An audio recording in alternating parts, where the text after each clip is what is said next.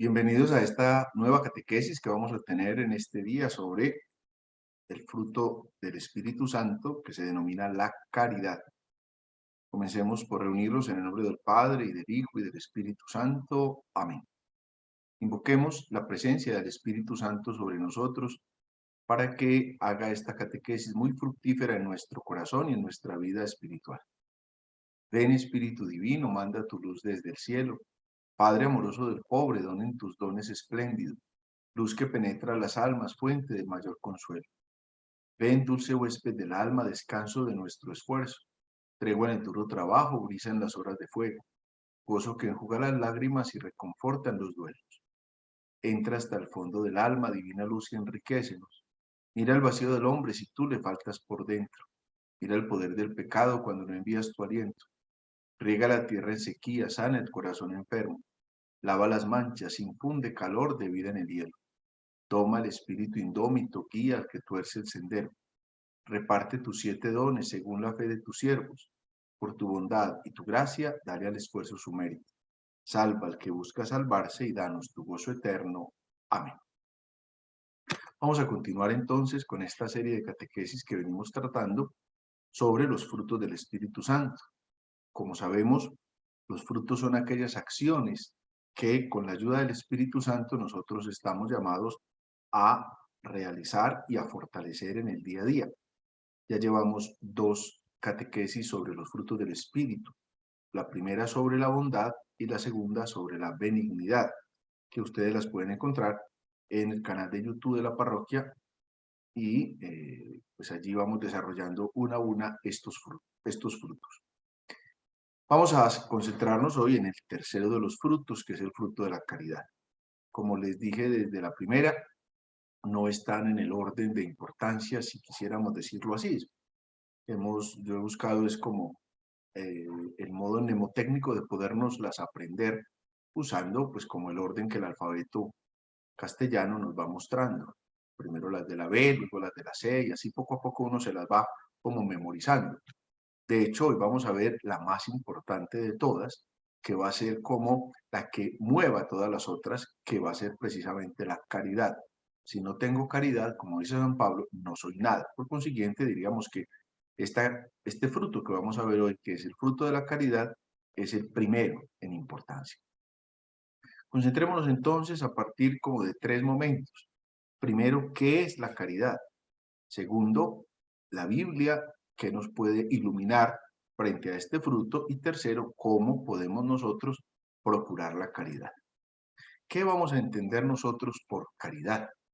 Y lo primero que encontramos es que viene de una palabra en latín. La podríamos leer en castellano como caritas, pero no es caritas, es caritas, que manifiesta el amor que surge de Dios. Es una palabra muy significativa porque nos va a concentrar en el afecto mismo de Dios. Al amar y ser amado por Dios, uno puede ver al otro como hermano. Si no se siente amado por Dios y no responde a ese amor de Dios, difícilmente va a comprender cuáles son aquellas tareas que va a tener con el hermano.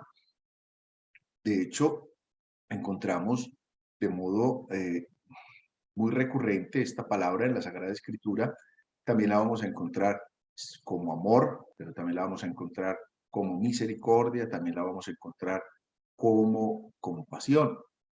Como amor, pues el verbo en griego viene siendo agapao, que en latín va a ser caritas propiamente, que significa precisamente lo que Dios mismo es, porque Dios es agapao, Dios es amor.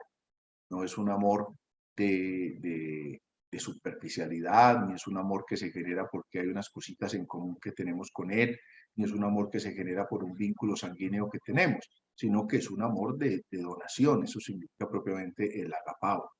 Cuando pensamos en la palabra misericordia, encontramos ahí como 3 realidades desde el latín. Miser, que significa miserable, desdichado. Cor, que significa corazón, y está el sufijo ia. Por consiguiente, misericordia, si queremos encontrarle una buena definición desde esas 3 realidades latinas, sería la capacidad de sentir la desdicha de los demás. Esa viene siendo la misericordia. Y la compasión, que viene del latín compasio, con doble S, que es el sentimiento de tristeza de ver el padecer de otro. Muchas son las veces en que encontramos nosotros en la Sagrada Escritura, en las cuales vemos que Jesús sintió compasión por. En la parábola del buen samaritano, que ya tuvimos ocasión de reflexionar en el libro de los frutos, pues veíamos que el samaritano se acercó al hombre malherido y sintió compasión por él. Y así muchas veces vemos que Jesús obra sus milagros precisamente porque siente compasión por una persona que necesita de su ayuda. Encontramos entonces que es una disposición habitual a hacer el bien. Es la actitud de quien obra desinteresadamente, no está esperando nada a cambio. Eso tiene de diferente el amor misericordioso cuando lo decimos, aunque puede sonar amor misericordioso como un pleonasmo, porque no habría capacidad de amor si no habría misericordia. Eso sería una especie como de filantropía, servicios sin necesidad de tener que amar al otro. Sería una filantropía humana desde el punto de vista de la ética civil. Es una actitud entonces de quien obra desinteresadamente.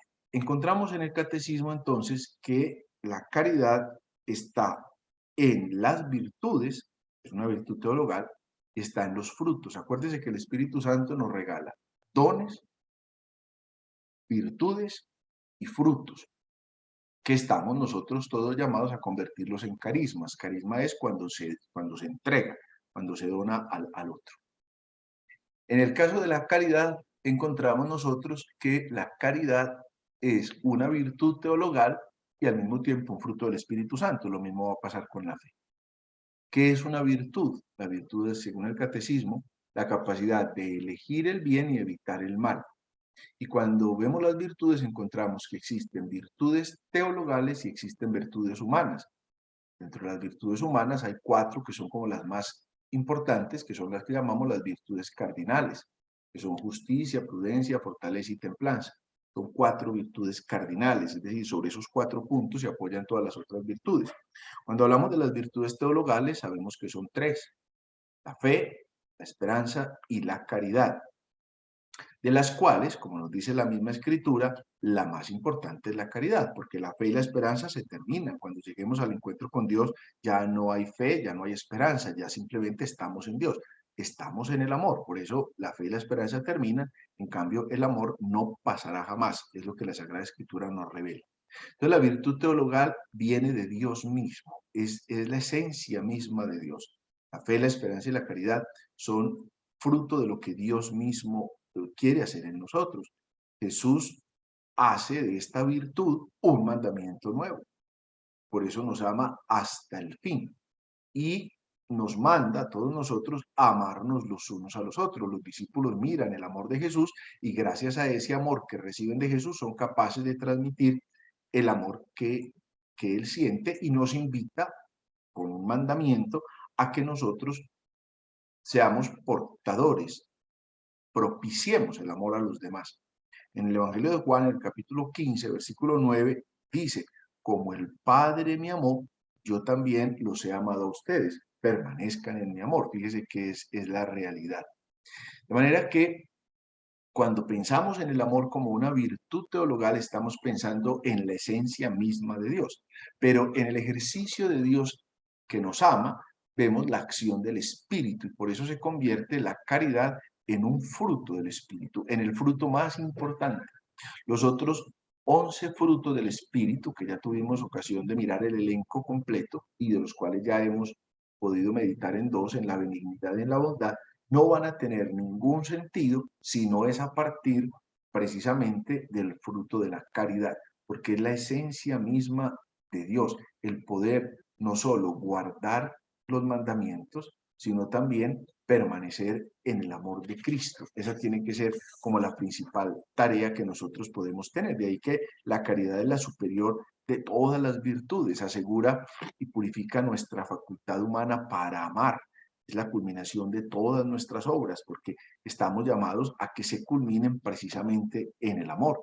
La caridad, entonces, nos va a decir el catecismo en el número 1829, la caridad tiene por frutos el gozo, la paz y la misericordia. La caridad exige la práctica del bien y la corrección fraterna. La caridad es benevolencia, suscita la reciprocidad de amar y ser amado. La caridad es siempre desinteresada, es siempre generosa. La caridad que es amistad, que es comunión. Eso nos lo señala de modo particular el catecismo en el numeral 1829. La caridad entonces es el fruto que nos acerca de una manera más profunda a la verdadera y eterna felicidad. Es imposible acercarnos a Dios si no es a partir de la vivencia del amor. Como va a decir San Pablo en la carta a los Gálatas, en el capítulo 2, versículo 20, es que quien da este fruto hace ver a Cristo en su propia vida, es quien permite actuar a Cristo en su vida. Por eso dice San Pablo, ya no soy yo quien vive, es Cristo quien vive en mí. Encontramos a lo largo del Nuevo Testamento, pues todo un ejercicio de la caridad. Todo el Nuevo Testamento nos va marcando ese íter que debemos desarrollar nosotros frente a la vivencia, cómo podemos vivir una sólida espiritualidad, cómo podemos ser o vivir mejor una humanidad en Cristo. Respuesta a partir de la vivencia de la caridad, es decir, de recibir la caridad en mi vida y de poder proyectar esa caridad en los demás. Miremos tres textos bíblicos que nos pueden ayudar a comprender de una manera mucho más profunda lo que el Señor Jesús quiere transmitirnos a partir de este fruto que es la caridad. El primero lo encontramos en el capítulo 12 del Evangelio de Marcos, versículos del 28 al 33. Y dice el evangelista: se acercó uno de los escribas a Jesús que le había oído, y viendo que les había respondido muy bien, le preguntó: ¿cuál es el primero de todos los mandamientos? Jesús le contestó: el primero es: escucha, Israel, el Señor nuestro Dios es el único Señor. Y amarás al Señor tu Dios con todo tu corazón, con toda tu alma, con toda tu mente y con todas tus fuerzas. El segundo es: amarás a tu prójimo como a ti mismo. No existe otro mandamiento mayor que estos. Le dijo el escriba: muy bien, maestro. Tienes razón al decir que Él es el único y que no hay otro fuera de Él. Y amarle con todo el corazón, con toda la inteligencia y con todas las fuerzas. Y amar al prójimo como a sí mismo vale más que todos los holocaustos y sacrificios. Este diálogo que tiene Jesús con un escriba, que no sabemos quién es, fíjense que no aparece ningún nombre, nos va a dar, digámoslo así, el centro de lo que tiene que ser la vivencia misma del Evangelio. Y a partir de la pregunta que hace el escriba, ¿cuál es el primero de todos los mandamientos? Consideremos que los judíos se mueven en la relación con Dios o se movían en la relación con Dios en torno al cumplimiento de mandamientos. Entonces era como una especie de código deontológico de cosas que yo tengo que cumplir, al margen de que las quiera aceptar o no las quiera aceptar. Hoy día tenemos muchas leyes también, pero no significa que porque existan las leyes las tengamos que amar. Existen leyes. Que yo me tenga que poner un cinturón de seguridad para conducir un carro no significa que yo tenga que amar el cinturón de seguridad. De hecho, estoy seguro que a muchos de ustedes el cinturón de seguridad les estorba sobremanera y si fuera posible ni se lo ponían. Pero como la ley lo manda, pues me lo tengo que poner. Lo mismo puede pasar con un empleador. Un empleador entonces sabe que tiene que pagarle a sus trabajadores una serie de cosas. Entonces tengo que pagarles la dotación, tengo que pagarles el auxilio de transporte, tengo que pagarles un seguro, lo que se llama la ARL aquí en Colombia, de la Administración de Riesgos Laborales, tengo que pagarles unas vacaciones, tengo que pagarles unas determinadas realidades que la ley manda. Puede que yo no ame eso, pero al final yo lo estoy haciendo porque pues simplemente lo tengo que hacer. Pues lo mismo pasaba en el pueblo judío. El pueblo judío simplemente tenía una serie de leyes que cumplía al margen de ponerle o no ponerle el corazón. Como termina hoy el escriba, es que vale más el amor a Dios y al prójimo que todos los holocaustos y sacrificios. Seguramente el escriba está pensando en el primer capítulo del profeta Isaías, cuando el profeta fuertemente reclama: ¿de qué me sirve toda esa serie de incienso y de sacrificios que ustedes hacen si su corazón está lejos de mí?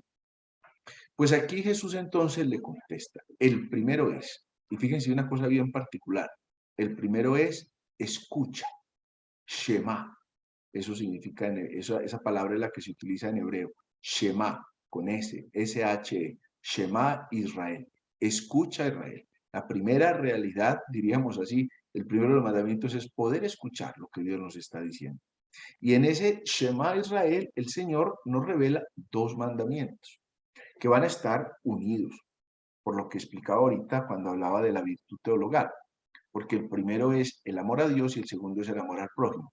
El amor al prójimo, si leemos a San Juan en las cartas, va a ser una consecuencia. El amor es ya una respuesta a Dios que me amó primero. Dios, porque me ama, me siento amado, y porque me ama y me siento amado, soy capaz de amar al otro. Si no me siento amado, es decir, si no soy fruto del amor, no soy capaz de amar al otro. Sería una filantropía, sería una manera de poder relacionarme con los demás, pero no propiamente sería una respuesta al amor de Dios. Entonces, nos muestra ese amor, en primer lugar, a Dios. Y fíjense ustedes que el texto bíblico, estamos en Marcos 12, recuerden, el texto bíblico nos muestra ese amor a Dios como desde 4 categorías. Nos está diciendo, amarás al Señor tu Dios con todo tu corazón, primera categoría, con toda tu alma, segunda categoría, con toda tu mente, tercera categoría, y con todas tus fuerzas, cuarta categoría. En lo primero es con todo tu corazón y hace referencia precisamente a las emociones, hace referencia al sentimiento desde el punto de vista humano. Nosotros sabemos que el corazón no es sino un símbolo, no es que en el corazón se contenga el amor. La prueba está que si a mí me ponen el corazón suyo, yo no voy a quedar enamorado de aquella persona de la que usted está enamorada o enamorado. Eso pues es ilógico. Pero el corazón ha simbolizado, no sé desde qué momento, ahí me considero que no conozco el tema, no sé de qué momento el corazón se convirtió en el centro precisamente del amor, al punto que en fiestas como la de San Valentín, la del Día del Amor y la Amistad, el amigo que quiere mucho a la otra persona y le manda un corazoncito por WhatsApp y cosas así, pues en ese amor se refleja por medio de un corazón, el corazón como símbolo de las emociones, o sea, es una realidad. El amor a Dios tiene que partir de una realidad, digámoslo así, emocional, un sentimiento que desde el punto de vista humano yo lo tengo. El segundo es amarlo con toda tu alma, es decir, desde el punto de vista espiritual. Poder encontrar que mi espíritu está en el Señor. El alma en latín es el ánima, es lo que me llena de ánimo. Tanto que en castellano tenemos una expresión cuando una persona está triste, está desanimado, es decir, le falta alma, le falta espíritu a esta persona. O también nosotros lo usamos muy coloquialmente cuando vemos una persona que trabaja porque le pagan, pero dice, es que esta persona no le pone ganas a eso, no le pone espíritu a lo que está haciendo. Aquí el amor a Dios es una realidad espiritual y cuando lo está diciendo también tiene que ponerle toda su alma. Por eso es una realidad emocional es el corazón y espiritual es el alma. Luego dice con toda tu mente, es decir, desde el punto de vista de la razón, de la racionalidad. No puedo amar lo que no conozco. Aquí en la catequesis que estamos haciendo un ejercicio de conocimiento de Dios. Yo lo voy conociendo, como voy conociendo a algún amigo, alguna amiga. Pero fíjese que ese conocimiento va más allá de datos que yo pueda tener de la otra persona.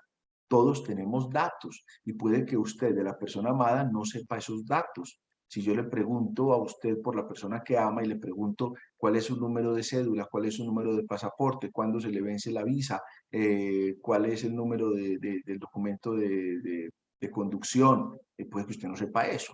Puede que usted no sepa cuánto mide la otra persona de estatura, cuánto pesa esa persona. Esos son datos que incluso un computador los puede tener. Aquí el conocimiento que nos está pidiendo el Señor es un conocimiento que parte de la misma experiencia. Fíjese que es la experiencia de intimidad que se tiene con el otro.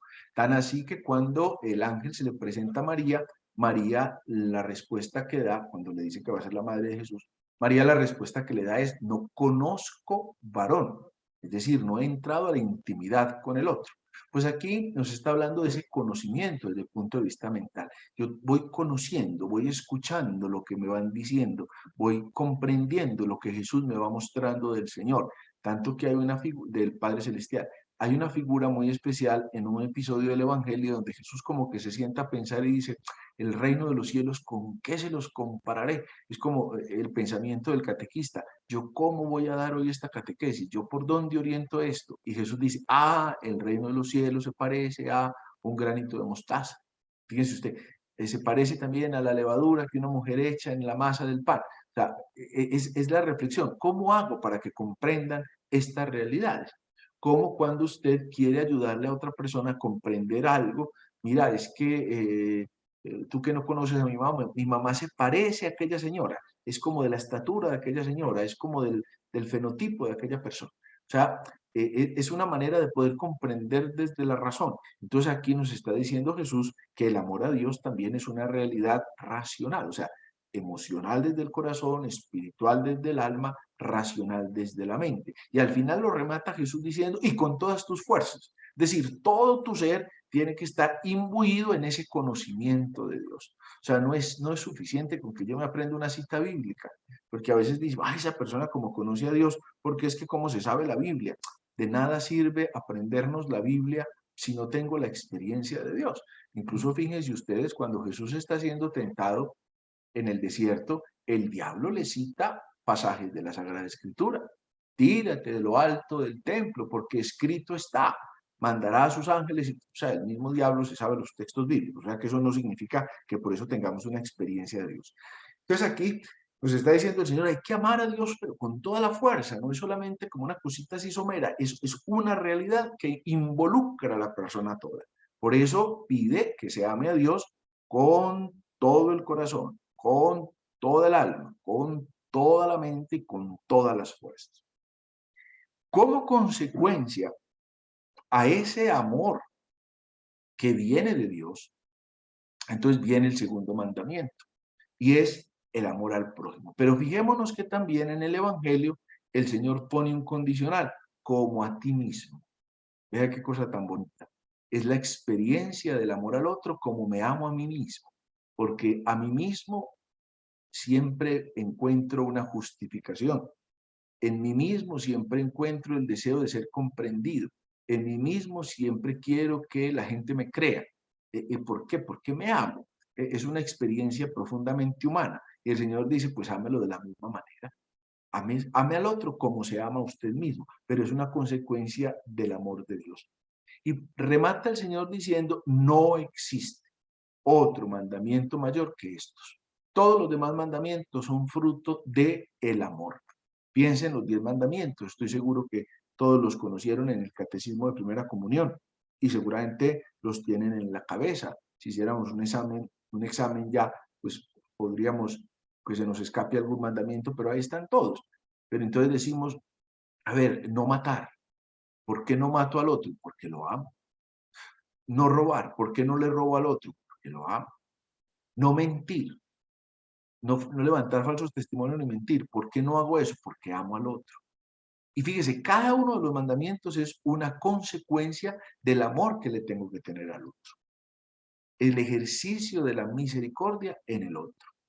Cuando miramos, por ejemplo, el capítulo 25 del Evangelio de San Mateo, aquel pasaje del juicio final de la historia, cuando Jesús separa las cabritas de las ovejas y a una les dice van a la derecha, al otro van a la izquierda y a los de la derecha les dice vengan, benditos de mi Padre, porque tuve hambre y me dieron de comer, porque tuve sed y me dieron de beber, etcétera. En cambio a los de la izquierda, id al fuego eterno, malditos, porque tuve hambre y no me dieron de comer, porque tuve sed y no me dieron de beber, etcétera. Ambos van a preguntar, ¿y cuándo hicimos eso? Y a ambos le contesta, cada vez que lo hiciste con uno de estos pequeños, a los primeros, y a los segundos dice, cada vez que no lo hiciste con uno de estos mis pequeños, conmigo no lo hiciste. Es decir, no lograste encontrar en el otro mi rostro.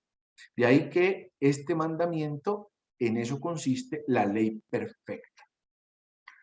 Hasta ahí el Evangelio de Marcos, en el capítulo 12. Miremos el Evangelio de Lucas en el capítulo 6, versículo del 36 al 38.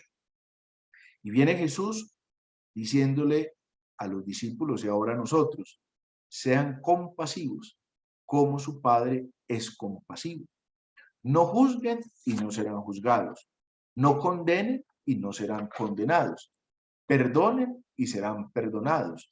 Den y se les dará una medida buena, apretada, remecida, rebosante, pondrán en el alda de sus vestidos, porque con la medida con que midan, se les medirá. Fíjese usted, está reclamando el versículo 33 la compasión, que como les decía ahorita en la etimología de la palabra, viene del latín compasio, es decir, un sentimiento de tristeza de ver el padecer del otro. Eso es lo que me mueve a la misericordia, eso es lo que me mueve al otro. Y el punto de comparación que Jesús está utilizando es, sean compasivos como su Padre es compasivo. ¿Por qué? Porque Dios no quiere que el hombre se pierda. Dios quiere que el hombre se salve y llegue al conocimiento de la verdad. Y luego fíjese cómo reclama la actitud de el amor a Dios como se ama a sí mismo. No juzguen y no serán juzgados. No condenen y no serán condenados. Perdonen y serán perdonados. ¿Por qué? Porque eso es lo que creemos para nosotros mismos. Eso es lo que buscamos en nuestra propia realidad. En nuestra propia realidad buscamos ser comprendidos, buscamos ser perdonados. Si cometemos errores, buscamos que la gente nos perdone el error, que nos viene lo que es la justificación de nuestra realidad. Buscamos que con esa dimensión, pues nosotros no seamos malinterpretados. Todos queremos eso para nosotros, pues lo mismo lo está pidiendo el Señor. Todo lo que quieren que hagan con ustedes, ustedes lo tienen que hacer con el otro. Fíjense que esa es, digámoslo así, la ley áurea, la ley de oro, ¿sí? No hagas a los demás lo que no quieres que te hagan a ti. Y luego invita a la misericordia. Den y se les dará. Vea qué cosa tan especial. Una medida buena, apretada, remecida, rebosante pondrán en el alda de sus vestidos, porque con la medida, con que midan a ustedes se les va a medir. Incluso el Señor reclama, ¿por qué te fijas tanto en la viga que tiene, en la pajita que tiene tu hermano en su ojo y no reparas en la viga que tú tienes en el tuyo? O sea, es un reclamo precisamente al ejercicio de la misericordia. Vean ustedes que ahí encontramos la caridad comprendida como compasión, que como les dije desde el principio, es el sentimiento de tristeza de ver el padecer del otro, o también como misericordia, que como ya les dije también es la capacidad de sentir la desdicha de los demás, que por consiguiente me mueve a ver cómo mejoro esa realidad. Y viene el tercer texto bíblico que aparece aquí hoy en esta diapositiva, que ya es de lo que vive la iglesia primitiva. La manera en que ya San Pablo está invitando a la comunidad cristiana a vivir la experiencia del evangelio, que no se puede volver como en una experiencia superficial o que no me toque ni me involucre con los demás. Por ahí había un autor, un filósofo ateo que dice, es que hay muchos cristianos que dicen que aman a Dios porque es que no aman a nadie. Y eso sería una cosa fatal. No tendría sentido decir eso porque pues no cabe el evangelio en quien no es capaz de amar. De ahí que San Pablo, en la primera carta a los Corintios, en el capítulo 13, versículos del 4 al 7, nos hace una descripción muy bonita del amor. Hace poco la leímos en la liturgia dominical. Él ofrece, San Pablo, una comparación, una descripción, perdón, incomparable del amor, porque él empieza a decir, la caridad es paciente, es servicial, la caridad no es envidiosa, no es jactanciosa, no se engríe, es decorosa, no busca su interés, no se irrita, no toma en cuenta el mal, no se alegra de la injusticia, se alegra con la verdad, todo lo excusa, todo lo cree, todo lo espera, todo lo soporta. Vean cómo ahí en esa descripción del amor, que lo pueden leer en la carta a los Corintios y empezar a hacer como una autoevaluación de lo que significa la vida cristiana para usted mismo, pues encontramos unos elementos en negativo, lo que no es, lo que no es la caridad, lo que no es el amor. Y dice, no es envidiosa, no es jactanciosa, no se engríe, no busca su interés, no se irrita, no toma en cuenta el mal, no se alegra de la injusticia. Como pone también en positivo, cuando dice la caridad es paciente, es servicial, todo lo excusa, todo lo cree, todo lo espera, todo lo soporta. Fíjense que entonces San Pablo está invitando a los cristianos a asumir la vida espiritual, la vida evangélica, la vida cristiana, en el ejercicio mismo de la caridad, porque ninguno de nosotros vive aislado del otro, ninguno. Todos estamos rodeados de muchas personas sean de nuestra familia, sean de nuestro círculo de amigos, sea de las personas con las que compartimos el trabajo, el estudio, el vecindario, sean las personas que van a la iglesia, como aquellas personas que quizás nos hacen la vida difícil, nuestros enemigos, las personas que quieren acabar con nosotros, o como personas que ni conocemos. Es el ejercicio mismo de la caridad. Bueno, podríamos retomar muchísimos pasajes bíblicos que nos van a ayudar a comprender eso, porque como San Juan lo remata de una manera muy especial, es que Dios mismo es amor, o sea, Dios mismo es caridad. Bien, entonces, como conclusión de esta catequesis, una pregunta que la hemos usado ya y la vamos a usar en los otros frutos: ¿cómo vivir la caridad? Y yo les propongo como estos 5 elementos que nos pueden ayudar a ejercitarnos en la caridad, es decir, a ejercitarnos en la vida cristiana. La primera cosa es buscando a aquel a quien ama, es decir, buscando al Señor. Por eso les pongo aquel con mayúscula. Porque si ya hemos podido comprender que la caridad nuestra es un ejercicio de respuesta a Dios que nos ama, yo no puedo amar si no conozco el amor.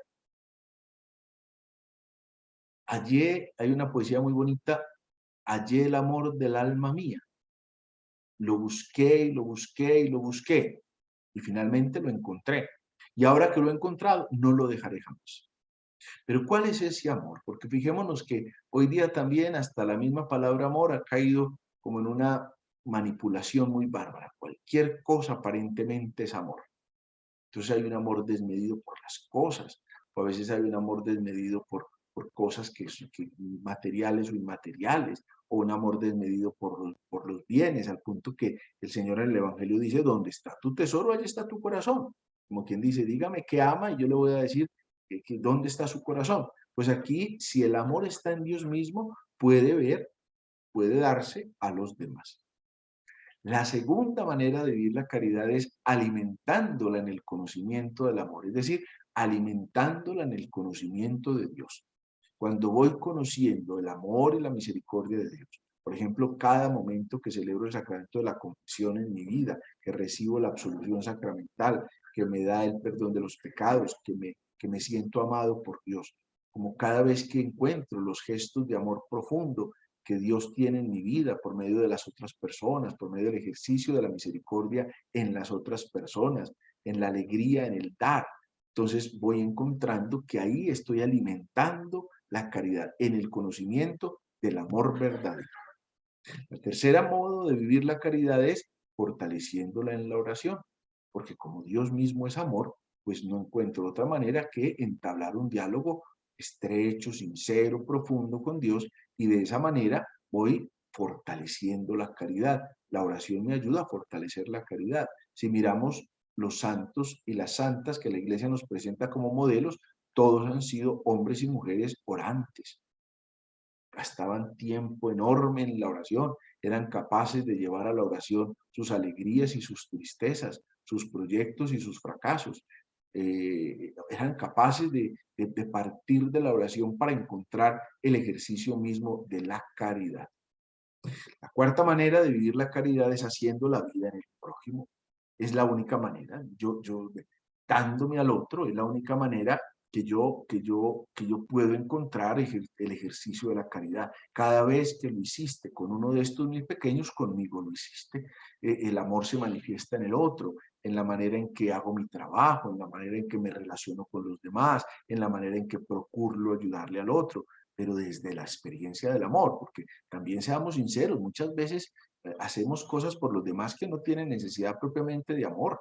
Muchas veces, piense usted en los trabajos, la gente hace el trabajo porque le pagan, pero no porque tenga que amar. El Señor mismo lo relata en el Evangelio. El dueño de las ovejas y el que le pagan por ser pastor de las ovejas. Al que le pagan por ser pastor de las ovejas ve venir el lobo y sale huyendo.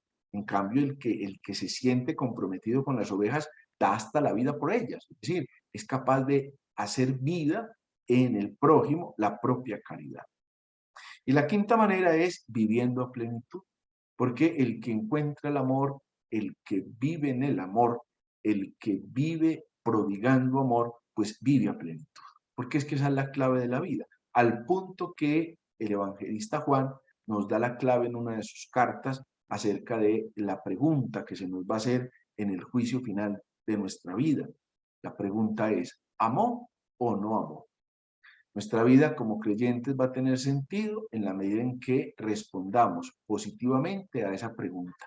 Y creo que podría ser la conclusión de esta catequesis del día de hoy como una evaluación de nuestra vida cristiana para esta semana. ¿Amo o no amo? ¿Mis días están cargados de caridad o por el contrario, mi caridad es una cosa muy eventual? Cuando llega la Navidad y el Padre nos pide mercado para los pobres, entonces yo mando un mercado para la parroquia y ahí amé, ya se acabó la caridad, ¿no? La caridad es el ejercicio de todos los días, de todo minuto y de todo instante. Si nosotros en cada momento estamos procurando el ejercicio de la caridad, entonces nosotros estamos viviendo a plenitud. Termino con una frase muy bonita de San Agustín que remata diciendo, ama y haz lo que quieras. Porque precisamente el que conoce el verdadero amor, conoce la plenitud. Que Dios nos ayude entonces a dar muchos frutos de caridad, experimentándolo en nuestra vida y compartiéndolo con los demás. Ahora los bendigo y que el Señor los llene a todos de gracia y paz. En el nombre del Padre, y del Hijo, y del Espíritu Santo. Amén.